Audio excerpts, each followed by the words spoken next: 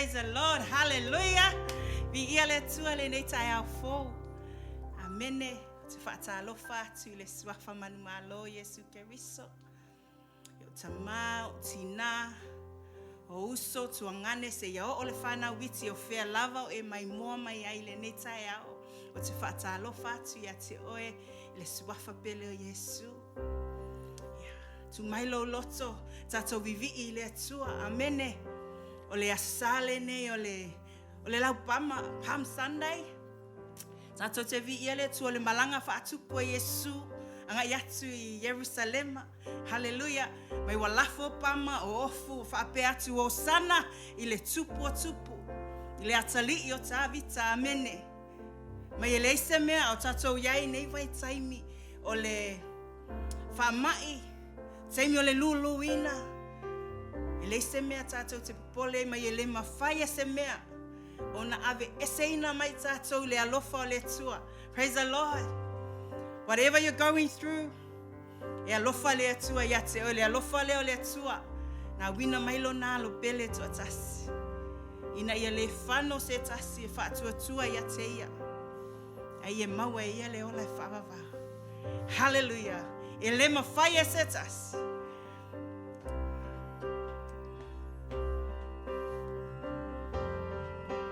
Amen.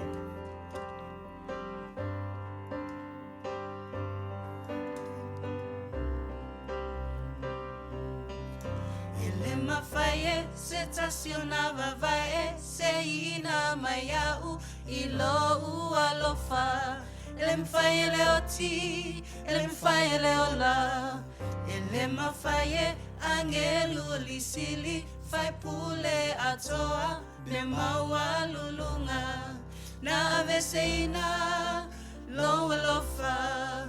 Ele mafaye se tasionava vae se ina mayau ilo alofa. Ele mafaye leoti, ele mafaye leola. Ele mafaye angelu lisili fai pule atoa. Me maua lulunga na aveseina lo alofa. Leoti o fea lo tui. Tungumau lo manu malo. Fa fetai Yesu Keriso le tui lo mai. Lo manu malo ele mafai se tasionava vai se ina mayau ilo alofa. Ele mfai leoti, ele mfai leola. Ele mafai angelu lisili fai pule atoa me maua lulunga na veseina lo alofa. Leoti o fea lo tui. Tungumau lo manu malo. Fa fetai Yesu Keriso le tui no mai. Lo manu malo. Hallelujah. Amen. Hallelujah. Amen. Hallelujah. Amen. Hallelujah. Amen. Hallelujah. Amen. Hallelujah. Amen. Man malo aya ileona oyuta. Hallelujah. Amen. Man malo aya ileona oyuta. Hallelujah. Amen. Man malo aya ileona oyuta. Hallelujah. Amen.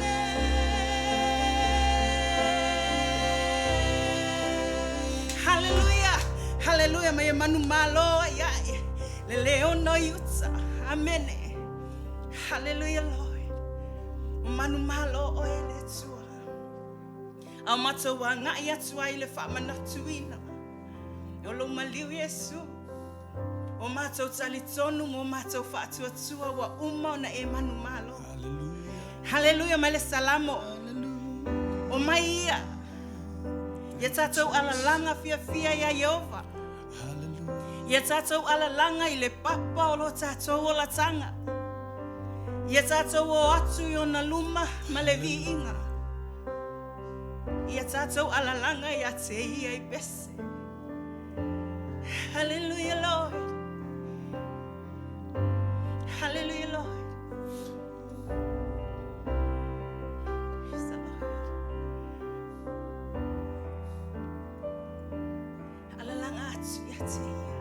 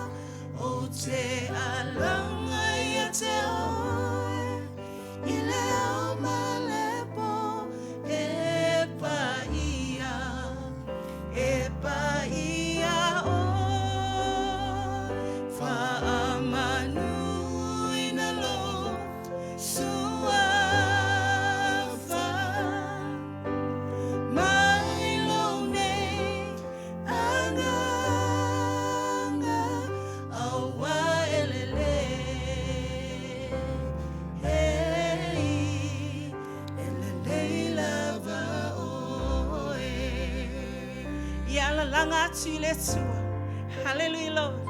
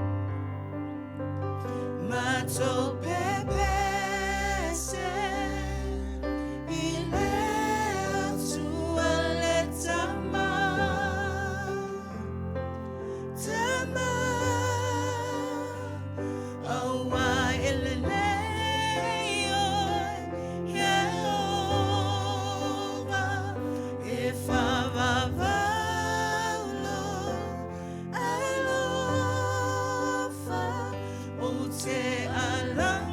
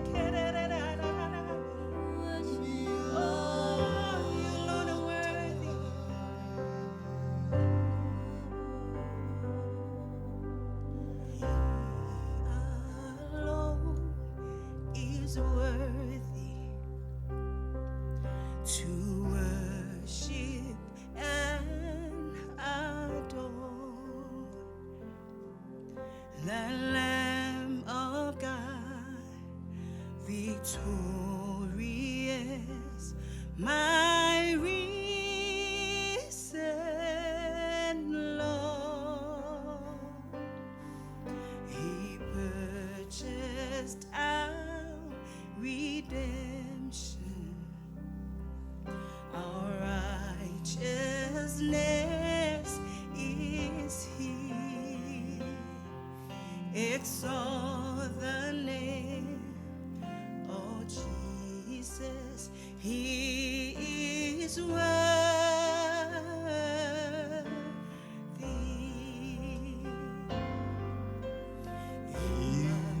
Imalule ali matuli fo atuma vivi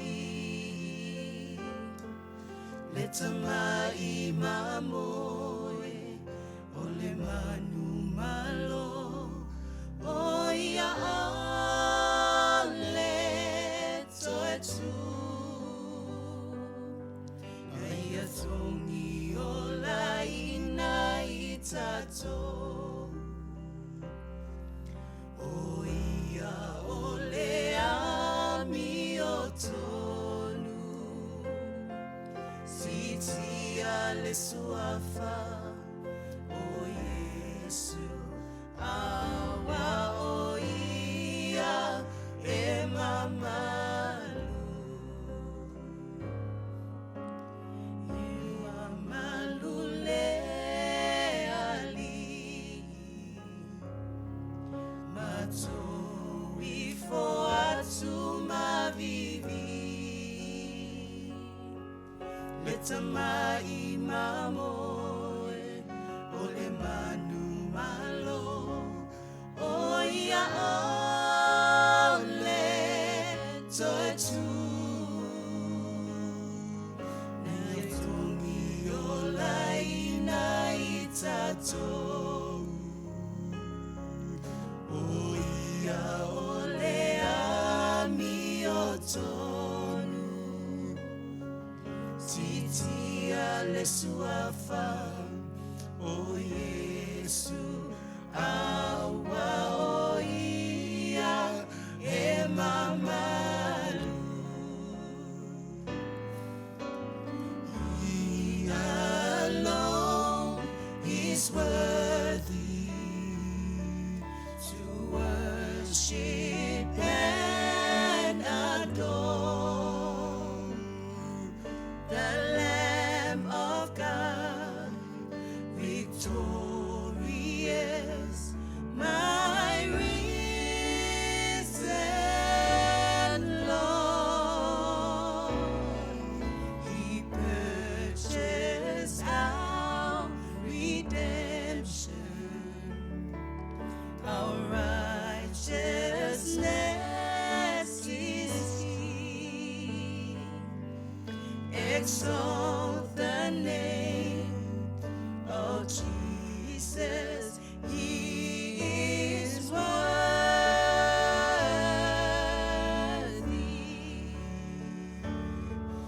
Exalt the name of Jesus, He is worthy.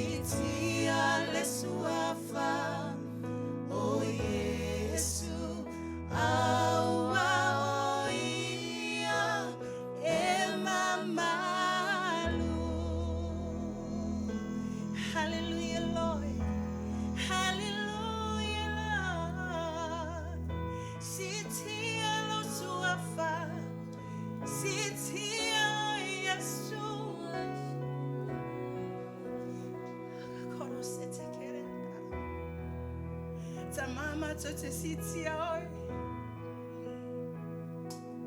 Mātou te whamanuina oi. Tamai le lei oi, matau tia oi. E sili e selo whamaoni.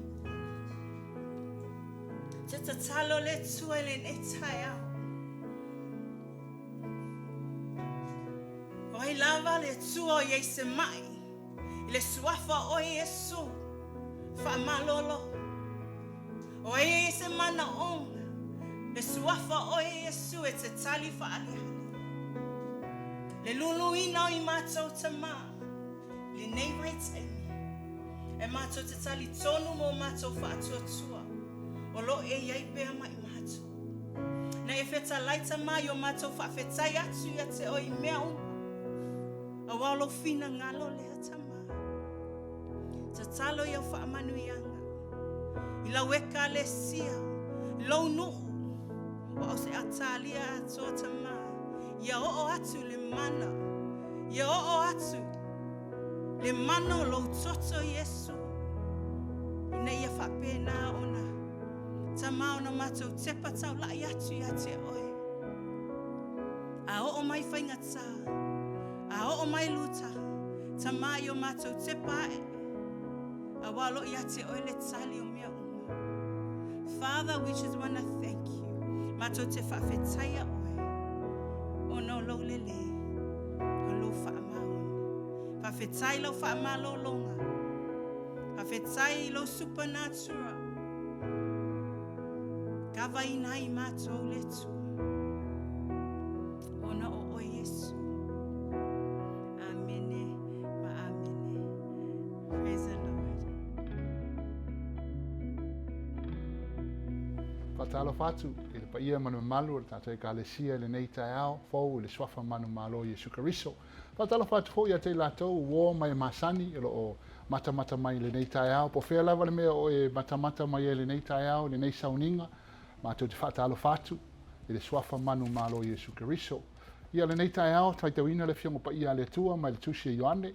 Ioane rona mata au pas fulma le lua, a mata ma le whai upas fulma le lua. Ioane fulma le lua, whai upas fulma le lua tātou te amata whai tawai, se i o os fulma le lima. O le tai ao, wa whaalongo ai le motu o tangata o mai le tausamanga. O maliu mai Yesu Yerusalema, o na avele I lātou o lau o pama, ma o mai e whafta ia te ia, o na angala ala langa lea. O sana, ia manuia le fio mai le suafo le alii, o le tupo Israelu.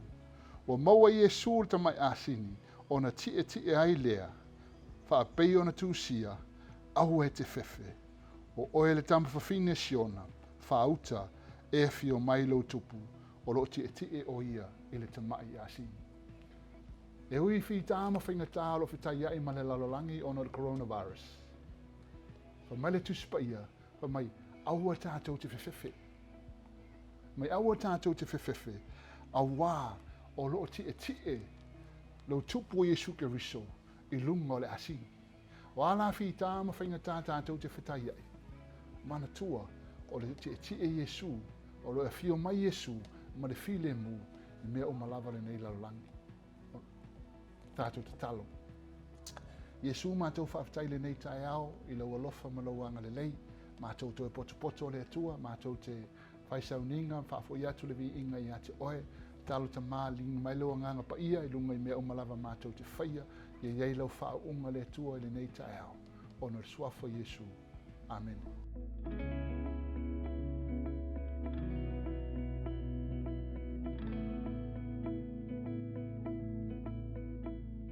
Mai la fianga pa ia le tātou whaitauina, le tuse Ioane. Wha mai aua tātou te whewhewhe. Wha auta e fio mai lau tupu, o lo tie o ia, e le tamai asini. O le asini, o lo na winga le asini o le file mu o le atua. O awhi tāma whainga tāle o langa o ina le maunisi wa le aini ngā luenga, wa le moan se leni moani tupe, o awhi tāma whainga tātou te whitai ia iei. Wha mai aua tātou te whewhewhe, a walo ti e Yesu i lunga le asini. O le asini e watu i le atua le file mu ia te i tātou. Le file mu le tātou te mana o mia. Po alawa fi tātou te whita iai. Le neilan tae au, ai fōa i sauni te fōa i le nei tae au. I lātou o wō mai e masani o mana o fōa i le nei tae au. I nei sila mai le lalo le screen lea. O lo iei fi a whaamaunga umanga lava o mea whapena tātou te mana o mia. A le tātou e ka le sia le nei tae au, whaftai lava le tau fōa i. Tātou fōa i mono tātou mautinoa, o lo iei le file mu o ke riso ia te i tātou. Tātou te talo. Ta mama tau whaftai le atua i le fōa i lau e ka le sia le nei tae au. Talo le atua o awhi tā ma whaingatā, o a isi o lo moani ngā luenga, le moani lato ngā luenga le nei tae au, talo ta mai e whaatasi, i e fōa i matua tu ia te i lātou lo file mu, ina i e maua i lātou le sao lo tonga mai a te oe. Ono le suafo Yesu. Amene, amene. Sauni uni mai loa. Whaafafonga mai le launga. Lo saunia e le apostolo ia asafo avia. Whatara whatu le tātou i kālesia, mai i lātou o lo maua mai le nei whaasala launga, i nei aso tā ua, se aso whapitoa, se aso tātou te vii ai le atua, ma nei fo le nei awanoa o le a whaalongolongo ai i lana upu. Whapitau le atua o na o lana tausinga, ia i tātou e ui i na whaingatā mea ua iai nei le nei lalolangi, ai whai mai le fionga le atua e leise mea e mawhai o na whaate a ina le alofa o le atua ia i tātou. O le tulale nei o la tātou whaamulongo i se upu ma se au mai le atua mo i tātou le nei aso. La au amataina se te talo o na tātou o aila ia i le fionga le atua. Le atua lo mātou te mawhawhatai le nei aso, le tua mātou te vivi atu ia te oe, o le tupu oe lo mātou atua, mātou te whamanu ma whawhitai atu, ona o loa lofa ia i mātou. Whawhitai lau tau singa i lau whanau, lau sia mai lātou o lo whafonga mai le nei aso. Ia whamanuia le tua le nei tū lā, mātou whalongo i lau upu, pala au atu a nganga pa ia, fio mai e sau noa le tua ia te mātou, whaonga ai nai lo nei tangata le tua e tui nā tuai lau whe au mo i mātou le nei aso. Whamanuia, whalongo lau whanau, whamanuia lau upu, whamanuia fo i le tua i se nganga i le i whaolaina a vea le nei aso. Ma se aso tā ua mo lo la tau whaoltanga ia vi o i le tua e le suafo Yesu. Amene, ma amene. Whaitawina mai le tusia Ioane o lau nta upa sifuruma le lua, a o iei lau tusipa ia, ma whaina e folo mai, whaalongolongo mai, la whaitawina i le Ioane sifuruma le lua, o le whai upa sifuruma le lua, e tau i le sifuruma le iwa, po ni nai whai upa a mata fo i le tusi. Ioane sifuruma le lua, sifuru lua, o le tae au ua whaalongo ai o le motu o tangata, wa o mai ai le tau saminga, ua maliu mai Yesu i Yerusalema, o na avele e ia o la tau, o lau o pama, ma o mai e whawhitai ia te ia, o na la tau a la langa lea, o sana, i manuia lea fio mai i le suafa o le li, o le tupu o Israelu, ua maua e Yesu le tamai a sini, o na ti ai lea, whapei ona tusia au e te fefe o oe le tama whiwhine siona whauta e a fio mai lo tupu o loo tie i le tama i asini. Tolu ni meta, whani meta au o loo taua i. O lau pama, o le osana, o le tupu ma le asini. O le tatou mataupu le asole nei o te fia te tautala i le mataupu lea e whatatau i le tupu ua fio mai. Tautala i le asini ma le vala au o le Hosanna. Le ngatai lea e whatatau i le tupu o Yesu Keriso. A iei le me tasi e le o ta ua le whai upu lea o le a tatou whai iei le nei aso e whatatau i le solo whanua. E fōlinga maali e lau whalongo. ai ia e whalongo ma ia e loa le ata ma tautia le atua o loo na ina i te tonu o le aso whapitoa le nei ua ta ua o le aso saopama. A sale nei o la saopama o se aso ta ua i le kalena whakerisiano mai masani ona e pei e whaale taua ina i le tele o taimi o mai ai le tatou savalinga i le taimi o le eseta. E masani ona va ai tatou i le taua o le eseta po o le aso na maliwa Yesu ma le aso na toe tu ai pei e whaala longa tolu pe e le mamafatele le aso le wata ua o le aso saopama. Ai o loo iai ni mea pito i sili e tāua foi, mea tāua mo lau sāvalinga e maise le taimi ua sauni i tātou mo le eseta. O te fia whamatala la le tala i le aso saopama malona tāua i fuafuanga le atua e ala lea i le afio mai o le tupu. The king is coming o le tupu wa afio mai. O la saopama o i e whamanatu ai le afio mai o Yesu i Jerusalema mai o le aso sā muli o le imaliu Yesu ua whaingoina i tātou o le saopama tusa o le aso sāle nei ma aso e 5 o loo lumanai o na o le i le aso lea na maliwa Yesu Keriso i lunga o le sātauro. O le aso lea e tele fo inisi ngoa e whaingoa ai e ta ua fo'i o le Passion Sunday po o le asa o le alofa o le vaiaso o le alofa ma le vaiaso mamalu the Holy Week. E amata mai la i le asa le nei the last Sunday po le asa muli a o le io o le asa a o le io o le asa falai le ta ua i tātou na maliwa Yesu.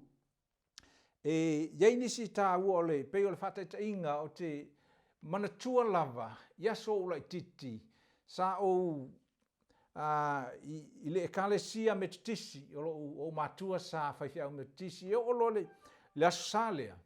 Mātou te o ua mai me o laupama e se le māngai o le tāua ia. E o le wharisā e whatua i whai uma whata i ta inga o le nei aso na o vavaaila iai a whamatala e lo utamā le pama, le aso saopama. E matua i o te nofo pei laete e vavaai se whaatinoina o se display o se play fo ilea wa involve uma tamaiti o i tina e o mai o na whaatino la ia. A iei fo ile tangata e sauwha a Yesu. O le tāua i o le asa lea i le tupuane o lai titi. O te malamlama fo'i o le asa lea i le a meisi le ekalesia katolito e tāua tele le taimi le nei. E tāua o le taimi o le Lent, the week of the period po le periota le ta o le Lent, ia o le vale o le fasfulu aso mai le taimi na maliwa Yesu fasolo la tu o le fasfulu aso e taua ia o le periota lea. O le fai unga la o le asamuli muli la o le fasfulu aso, o le asale ta ua o le asapama, le la o famana tuina e tātou le aso nei. O le simea, i le taritonunga, fa mai i taimi nai i le ekalesia katoliko e whaamanuia o na susunula i o lau o le pama leanga whai ei le whaamantunga i la sale nei. O na teula i o le fuefu e toe whao ngā i le tausanga le la sau e pei e wha solo wha pena. E ta ua la le aso lea e a matai o le aso le fuefu ia o te le i katoliko la ai o lau mai tawina lea o le whaatawaina o le aso lea. O le aso foi la lea e whaatau e whamai e le toe a ai tangata i meo o povi ma me whapena o se aso se whaamantunga po se aso whaapitoa pei o se anapongi whaapitoa o le taua la lea o le aso le nei o pama o le asao pama. O mai la i le aso sale nei e te tau ana tātou iai se malama anga po le hale fina ngalo le tua o lo iai tua i. O le tusia le Mataio, Mareko, Luka, Ioane, alau fai evangelia, e tofu i la tau ma le lato whamatalaina o le asa sapama. O la o share ma tātou whaitau ma tātou vavai ai, ona tātou whaalongolongo la ia po le ase fina ngalo lo loto o le atua o lo iai. I le whaiunga whai o le nei mata upu, o lo iai se mea tāua lava e se asea ona e whaalongo ai i taimi o launga o le asasāpama, ma taimi o launga o le eseta. O le vai aso na te nei sa o tautala i le Paseka, the Passover, mai le whenga inga tuai ina ua whao ngā ina le toto o le mamoe, e vali lunga o le whale o le ata a mata lea, o le whaasolonga o le awhio mai o Yesu, ma whaasolo atu le sātauro. Ina ua maliu Yesu Keriso, fa mai le tuspa ia o ina ua whaa, ua o mai le tamai mamoe le tua, ma o lona toto ua whaa mamai o tātou ang sala.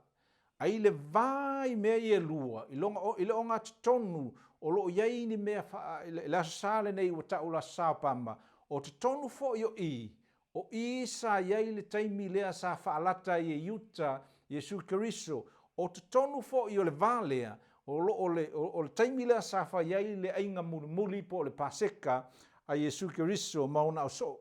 O lona winga la, e tā ua i o le nei taimi o le tatou, o le vai taimi o le Easter. Whai mai a le tāla mātaio.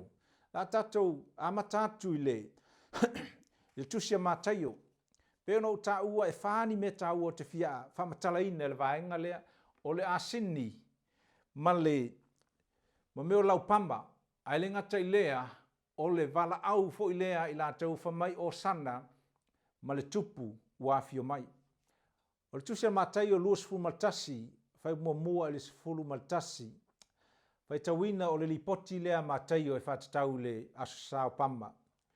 Ua latalata i lātou Jerusalema ua o atu pete i le maunga o olive ona awina atu lea ai e Yesu ona so e to lua ua whape atu ia i la ua lua teo atu i le ai ua lumanai o lua ua lumanai ona i loa i lea o lua o le asini ua nonoa. O lana tama foi ua whatasi maia lua te talaina i le taitai mai ai ia tau. A whai foi e whai ane se tasi se upu ia te o lua, ia o lua whai atu e manao iai le li. Ona tuu lole, ona tuu loa mai iai lea e ia. Wo o nei mea uma ina ia taunu uai le upu le profeta u whape mai. Ia o tau whai atu i le tama whawhine siona, whauta, o loa fio mai ia te oe le tupu.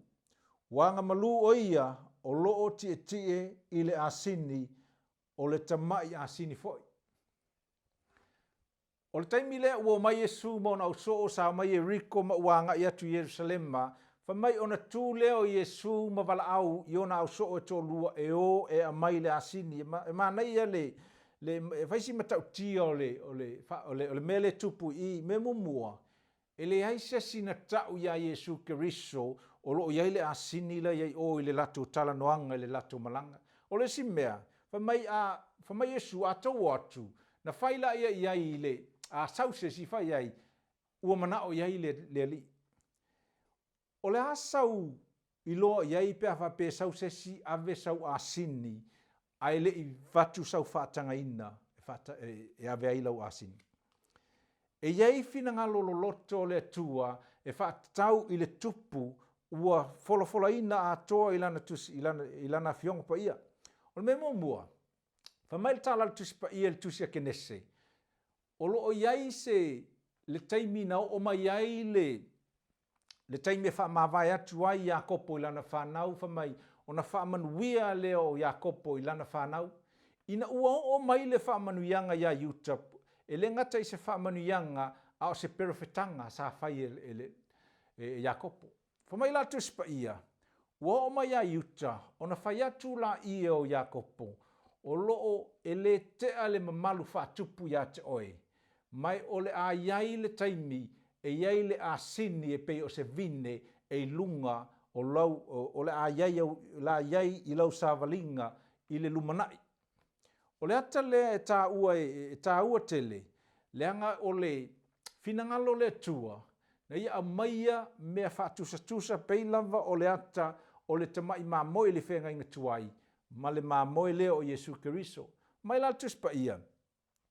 Ua avatu lama ua saule asini, ona whai mai leo Yesu, ina ia tau nu uai le upo le perfetanga, e le ngata la i le perfetanga mai le amatanga, e whaatatau ia yuta, wha mai le tuspa ia, o Yesu e sau mai le tu ainga yuta. He is from the tribe of Judah. O lona winga, ua amata mai nā, ona wha ilo mai e le atua, o le tupu e a fio mai e iai le taimi e sawai, mai e iai e sau o ia i lunga o le asini.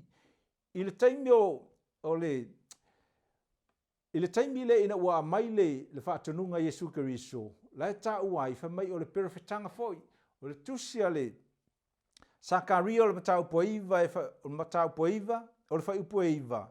Tusa e 5 se lau tau sanga i le vao Sakaria, ma le taimi le tala no ai Yesu i ona oso.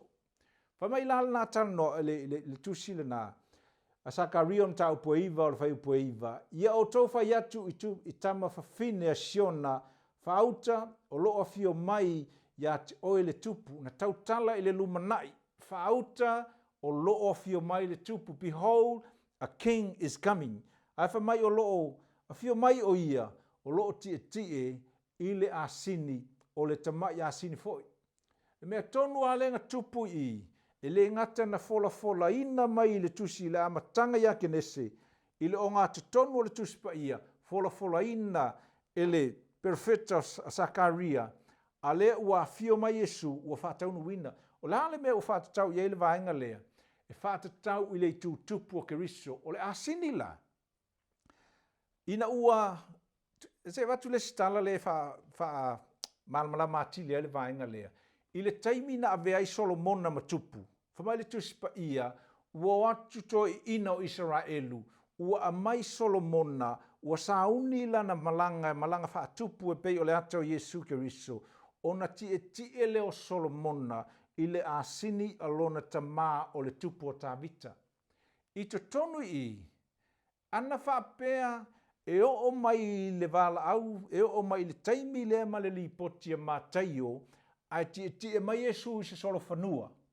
Pēsau fo i se kariota, pēsau se taavale, pēsau i se siamea, o lona winga, ele o se tupu Yesu. Wai maua mai le winga o lau tala. Ana sau i se siamanu, tie mesa any other way, it doesn't prove his kingship. Ele mawhai o na whaamaonia o ia o le tupu, ai ua perofeta ane le tuspa ia, mai le amatanga, ma le o ngā tonu ia Sakaria, ma tātou wa ia ua whaataunu wina, o lona winga o le asini na whaongaina, ina ia whaataunu wina le finangalo o le tua. O le melo na lua o lo tā ua i le tātou le tala le nei. Mai le tusia le Ioane, sa whaongaina laupama. O laupama. E kele le tele mele i Samoa. Ai, o loo iei lona tāua i tutonu. Wha mai aso ia, so se tangata tāua, ai mai se tupu. E o mai tangata ua fola le awala i lato ofu, mai o le la aulea, e tāua i o lona o ngā, e na o tupu lava e mwhaina whaonga e tangata le taimilea. Mai le tala o le pāseka, sa whaongaina le hisap, au i ua whaonga le pama. O lalo na ese senga. O le pama, o le ata lea o le file mu, e tusa o le ata lea i le whaiutaia, e whaali mai ai le manu malo, it is victory, o le ata e whaali mai ai le whaataua ina o se tangata pei o se tupu. O le ata fo ilan lea, e whaailoa mai ai, ua tumu le fia, o lo iai le fia, ma le file mu i tangata. Whamai le tuspa ia, o Yesu Keriso, o ia o le Berenice o le file mu, he is the Prince of Peace. So the whole picture po le ata atoa o lo whaali mai le mea tangata lo whaia nei, o le ata leo le tupu. E le ngata la i le asini, a o le whaonga ina o le celebration le whai, e whailo ai le moni o Yesu o ia o le tupu. O le melon tolu, e le ngata i le laupama, ai whamai sa ala langa i la tau ma whape atu, Hosanna i le tupu i mea o pitolunga. O le halo winga le upu Hosanna. Ia o le tatou e kalesia o le Hosanna. E tāua fo i lo o le Hosanna po le upu Hosanna. O lono winga wa e vala awatu ina ia mo le whaoltanga. You call out for salvation, for rescue, for God, mo le atua ina ia mawhai o na pui a te oe. I te tonu o le nāwala au, o loo iei fo i le tangi o le vivii, the cry of worship. E le ngatai lea, e tele taimi tātou te vivii i le atua, but when it comes to deeper worship, o lona winga o le vi inga ua lo loto i lo loto, e iloa ua e o i le level lea, ua e vala au i le atua. O le si vaenga muli e whaatatau i le vala au le Hosanna, e whaatatau i le whaolaina o le nganga. O lona winga, when you hear pe te whaalongo i le vala au po le tau alanga po le upule nei o le Hosanna, e lua mea pito i tāua i le ia e malamalama i le upulea. O le momua, o lau tangi atu i lau vivii ma lau vala au i le atua. Lona lua, o lau vala au lea i le atua mo le whaolaina o nganga. When you hear the word Hosanna, it talks about deep worship, calling out to God for salvation. O le connection la o lau vi inga, o inai mawhaina ngā ioi le atua mo le whaolaina o le nganga. A tilo la iaima e whaalongo le nei tai au, na sau le tupu i le asini, whao ngā ina lau pama, ma vala au ma lau worship i le atua, o na ngā ioi mai le o le atua. E iei le, ona e le lava le tātou taimi, o te fia tala noa ai, i le vaenga le o le supernatural side of worship, and the connection of this. But I want to continue o te fia, whaawau le whaamatalanga tāua i le asa nei o le asa pama, mana tua, whai mai mātaio, o le asini, o le ata lea o le tupu, na perofetane mai le amatanga. O lau o le pama, o ata ia, e whaailoa ai, le whaalonia o le tupu. Ina ua o mai le vala au le Hosanna, i le ata lo iai te tonu nā, e mawhai na o le tupu o Jesu Keriso, e mawhai ona e vala au iai, mo le whaolaina o le anganga. O le mea lalona tolu, o le lipoti lea Luka. Luka lona tau pa sfulma le iwa, Luka sfulu iwa o le whai pa tolu sfulu fitu, i le wha sfulma le tasi.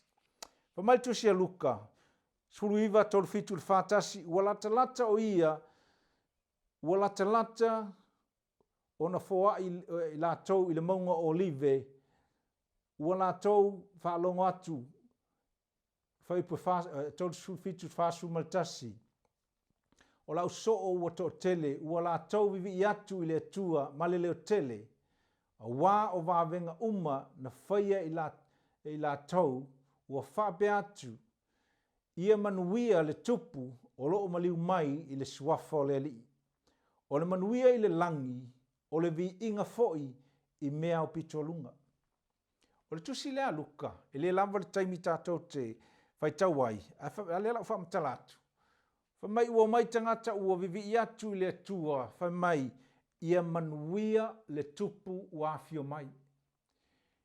Saule li poti a Mataio, saule li poti a Ioane, lea ua o mai ia Luka, ua mauti noai o le tupu ua fio mai, o le vala au o le Hosanna, o loo na nai tutonu i le message of salvation. O lale winga mo i tātou le taimile nei. E niso i tātou te lotu ma malama i le afionga le atua, ai le o wha mao nia Yesu, mai le o avea tonu Yesu e whai matupu o lo langa. E te loa le nā, ai ei taimi e te loa ua, whai mai le afionga le atua, i le mea lea ai whai lama oe lo fina ngalo, le mea te mali ai, o lona winga, o le tupu lea na afio mai, e le o tupu moni a te oe. O le vaenga lona lua, ina ua o mai i le vala au, ua vala au waitanga te le asu lea. A whapea e te leo ia Jesu Keriso e whai matupu ia te oe, o le taimile nei e ao o na tu inatu lo wola mo Keriso. Whamai lal tala tuspa ia, e to tolu tua inga i le au vaenga ia sa ia i le taimi lea o le celebration i le sawa Iesu Keriso. O le motu o tangata o so o Iesu ma le au farsaio. Fa mai la ua wala watu la au farsaio. Iesu fai o so o e au le pisa. Na le fia le au farsaio ina ua whaalongo atu ua wala au tangata o Iesu o le tupu. E te loa o le ata leo le tia apolo. E ei teimi ua lata lou ua mai tangata ua mana nao i le wala au le tupu. Ai tau mawhai le tia apolo e tā ofi oe mai le aluatu i le tupu. Au e te whaalongo le farsaio.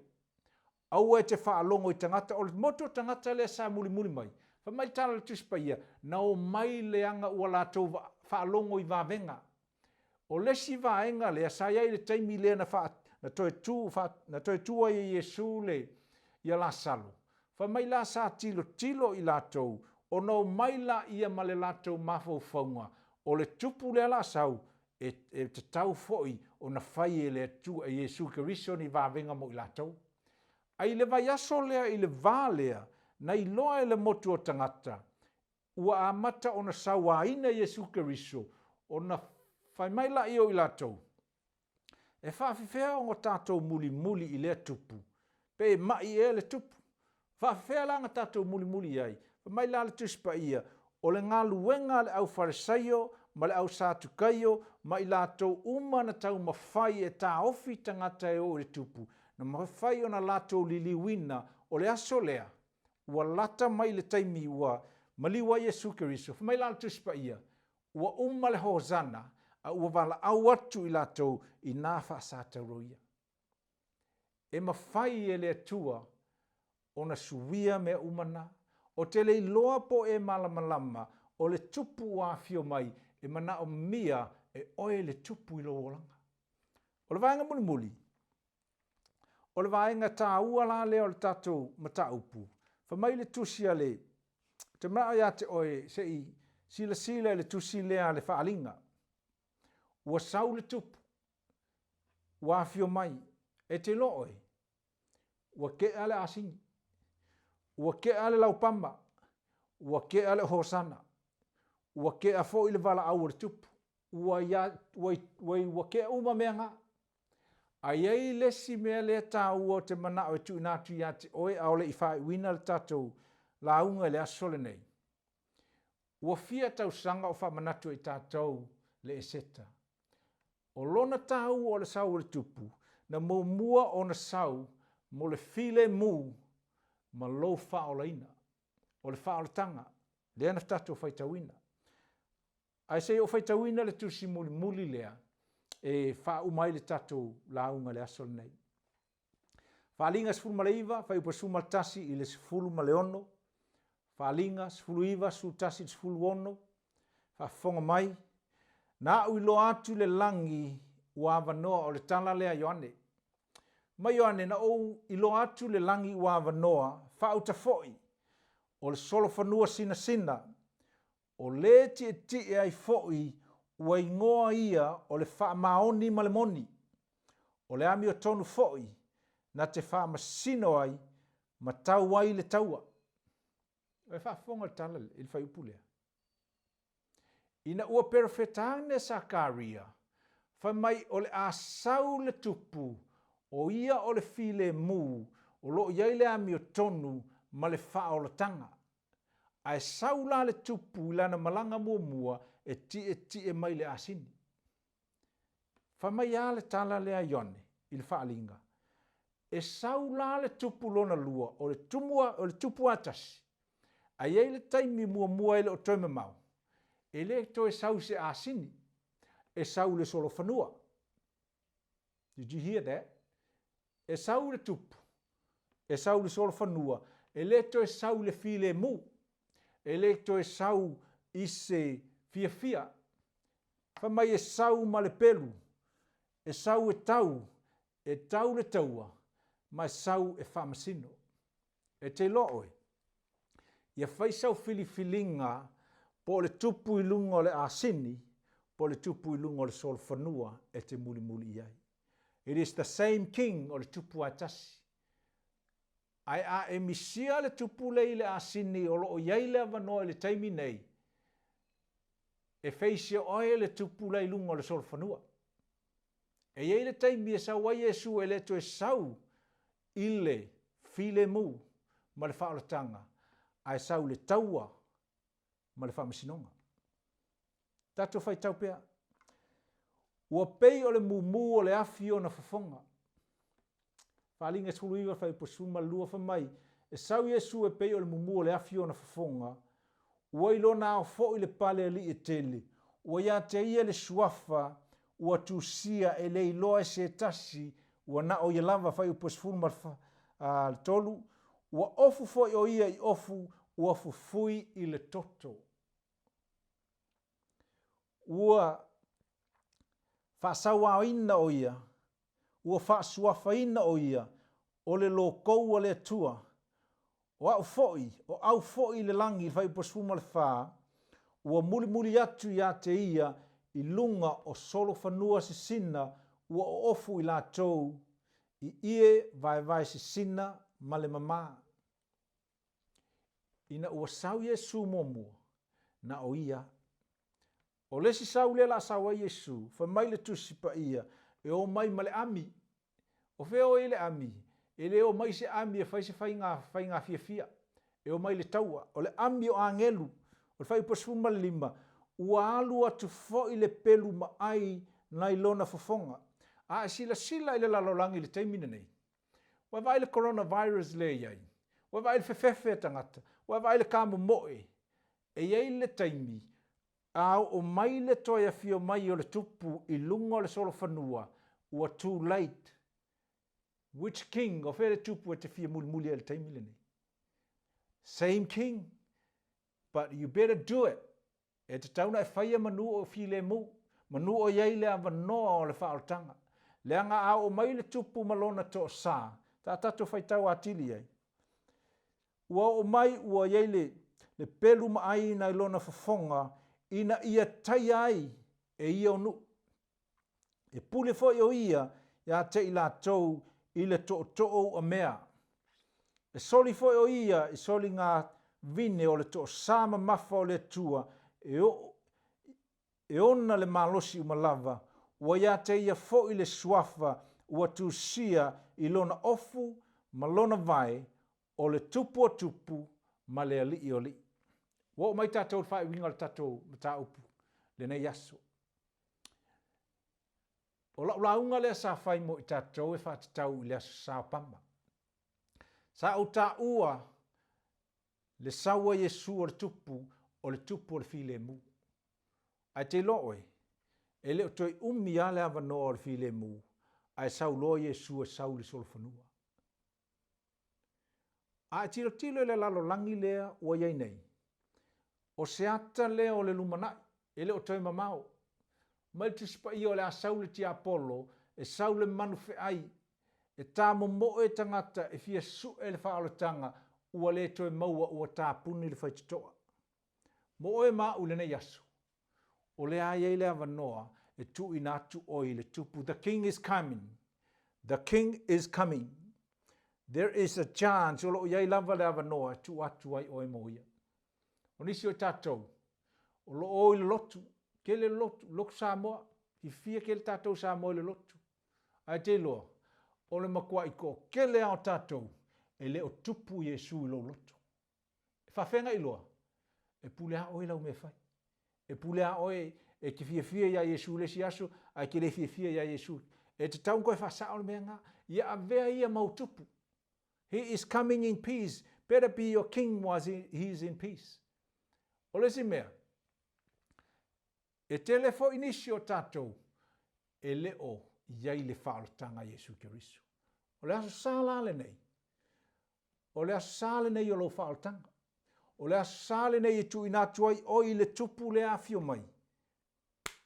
Manu o maua lo wawanoa. Whai mai le tatalo lea, o te le lopo feo e whaafonga mai le nei aso. Ai e tatalo mai le tatalo, whata i tai mai la o tatalo lea la whai. O te tatalo whatasi moe. Whai le tatalo lea, Yesu Keriso, o oi o le tupu o tupu. o te whāto ese atu le aso le nei, ona o loo o langa so ona whai. Iesu wha mangalo mai ia te au. Iesu o te whāto ese ia te oe. O te wala au atu le aso le nei, o au whaalongo le mata upu o oe le tupu. Iesu e a fio mai lo nei loto. Whai lau te talo. Iesu a fio mai i lo nei loto. Ia vea oe matupu o lo nei o langa. O te wala au atu, ia e whaola mai ia te au le tua. Te wala au atu i lau whaola tanga, wa o ta lia oi le aso le nei. Wa o tali tonu foi, wa a vea oe matupu i lo uanganga. Wa a vea oe matupu i lo uolanga. Wa a vea foi oe Jesu Keriso, e a vea mau whaola. Whawhitai le tua i le mata upu o le aso saurapama. Aso saurapama. Whawhitai wa o tali tonu, wa maua ia u le ola e whaavavau. Whawhitai Jesu i le suafo Jesu. Amen. Wa umal tatou lau. Wala au ia te oe. A whapea o whainga tālau sa valinga e mawhai e Jesu me au. Whai au ia matupu i lo olanga. Whawhitai ua whaolaina leang i nganga o nisio i tātou whafonga mai le yaso. La tātou whailoa i le vai aso lea, la whaai wai le tala i le eseta. Mai le paseka, i le pama, ma le maliu, ma le toe tua Keriso. Whamanuia le tua ia te oe nei vai aso. Suafo Jesu. Amen. Ia mori atu le whaftai te le lawa i le tātou e ka le sia, whapea fo i la tau e lo mwhai ona moa mai le tātou proklame i lunga le ere nei tai au, whaftai ona whaavano i no lo taimi, tātou te whai sauni ngai. Ia, mana ia tele la unga le tua le nei tai au mo tātou loa ma tātou mauti noa, po alawa me te tupu le lalangi, e lo o fio mai Jesu Keriso. Ia, o le whai ingoa nā tātou sauninga le nei tai au. Ia whapea fōi o na etalia ina le whaoletanga Jesu Keriso, pe Iese me te manao mia, se te talo, po le alawa se mea, ia mwhai o nei whapso tai mai le tātou e kalesia, i numela ma information ngai lalo atu le tātou screen, i le nei tai au, ia wha talo, ia whapea o na whamanuia le tua, le nei vai aso, ma fōwhanga umo le nei vai aso, ma na tua fōi na toi, ti mai lau TV, po lau selofongi, telefoni, po le alawa se mea lo e mauahine nei pokalame nei tai au, i le vai aso sa mua i luma, le aso le toi tū manu malo le tātou walii o Jesu Keriso, whamanuia le tua, ono le suafa Jesu. Amen.